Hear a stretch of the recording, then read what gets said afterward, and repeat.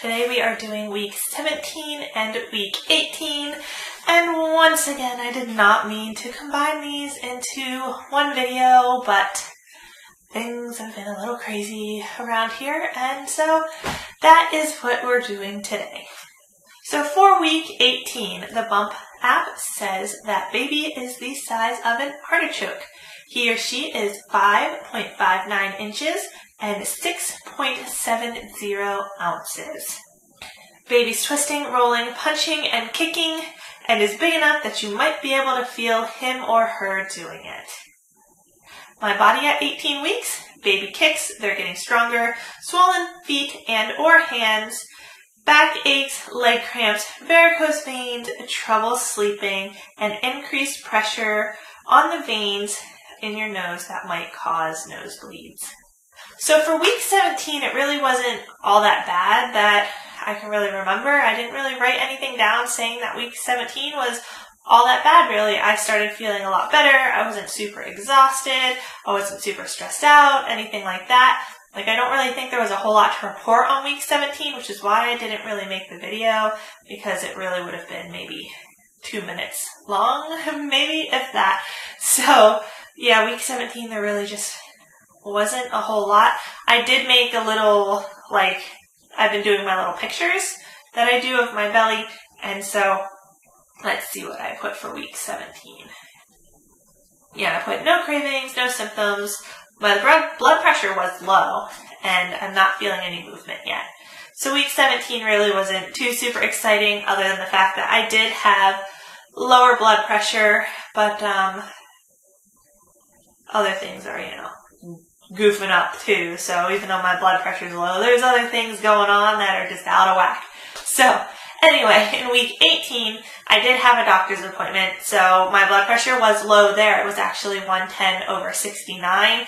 And if you watched any of my previous videos on my first pregnancy, or you've been following along for a long time, you know that I have chronic hypertension, and I was induced with Madeline, my first child, at 39 weeks.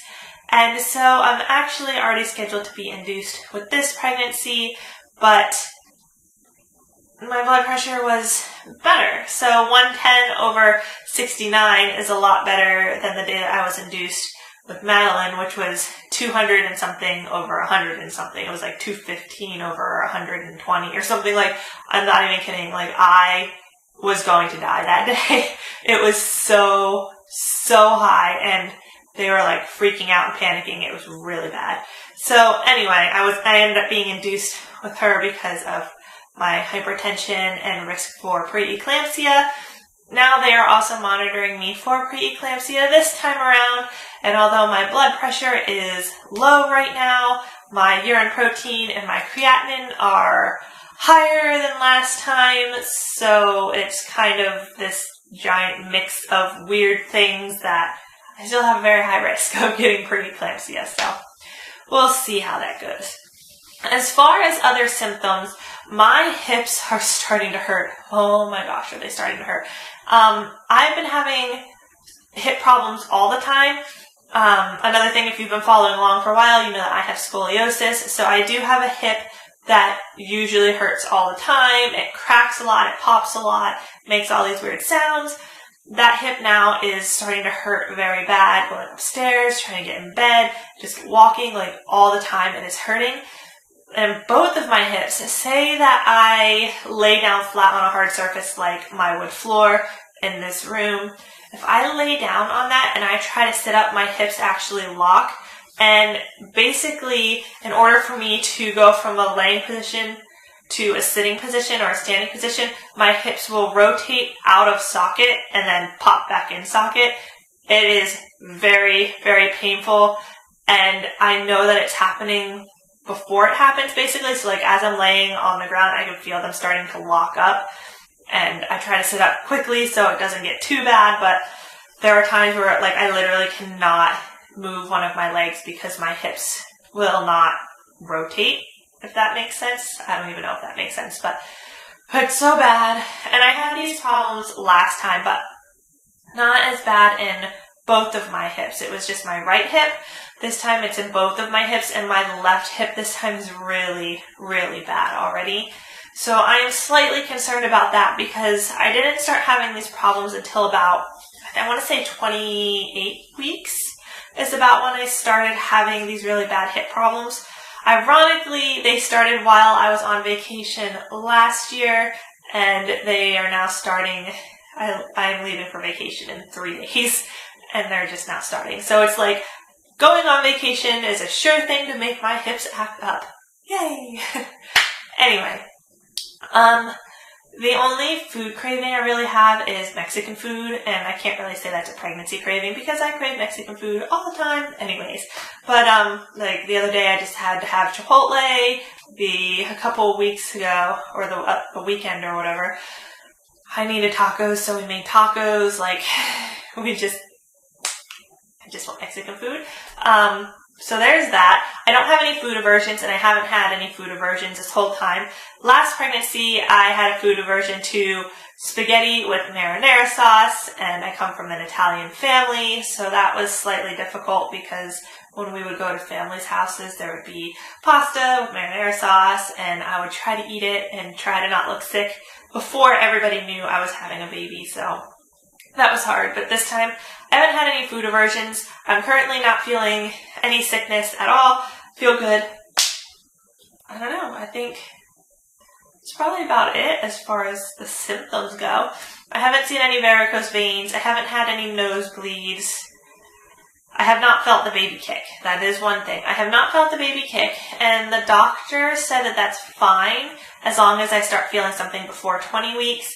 So it's kind of weird because Madeline, she's such a hyper child, and I don't know if this has anything to do with it, but I felt her at 13 weeks, like just about exactly to the day, 13 weeks, and I'm 18 weeks now, and I have not felt this one move yet.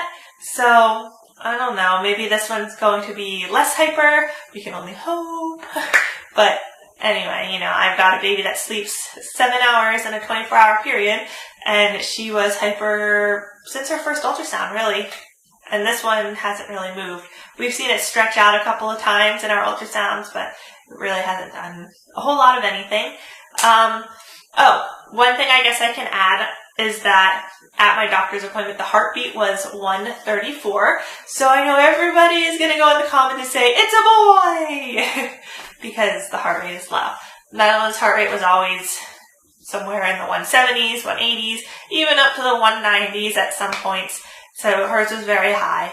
And so everybody is telling me that I'm having a boy this time. So I'm sure they're, probably all going to be right. Although it'll be really, really shocking for everybody because I don't know that I think I have one person that's told me they think it's a girl. But everybody else says it's a boy. So if it comes out a girl, it's going to be rather shocking to a bunch of people. So far in this pregnancy, we haven't really bought anything at all for the baby. I've said in the past videos, everything is gender neutral. The changing table I have right over here for Madeline is going to be moved into the new baby's room. It still has all of her gender neutral stuff. It's just white and gray and yellow. And her room will be redone soon in different colors. Obviously there's some pink stuff going on here, but her room was totally white, gray, and yellow, and so we'll just be moving all of that into the other baby's room.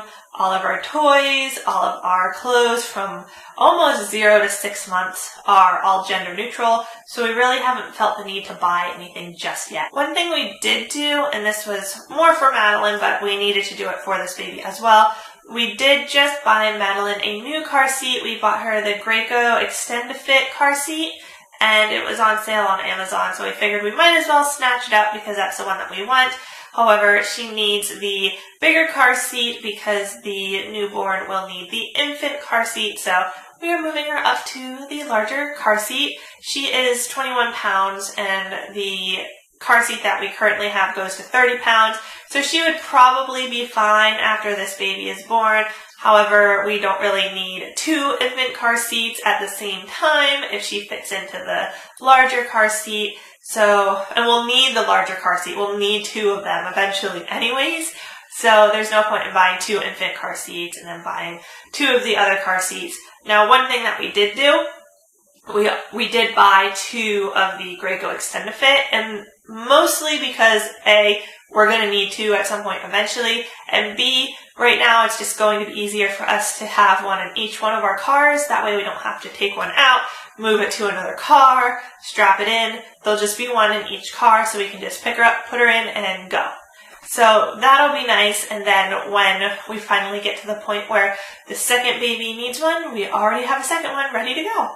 Anyway, guys, I think that's probably about it. I can't think of anything else to tell you guys. I know it's not super exciting, but hopefully some of you guys out there can relate to some of the issues I'm having, and if not, then I'm sorry, and hopefully you're not having a bad time with your pregnancy, because pregnancy is rough, and we all need somebody to relate to sometimes. So, anyway, on that note, I'm going to go ahead and end the vlog, and I will give you the belly shot. So here is that belly shot.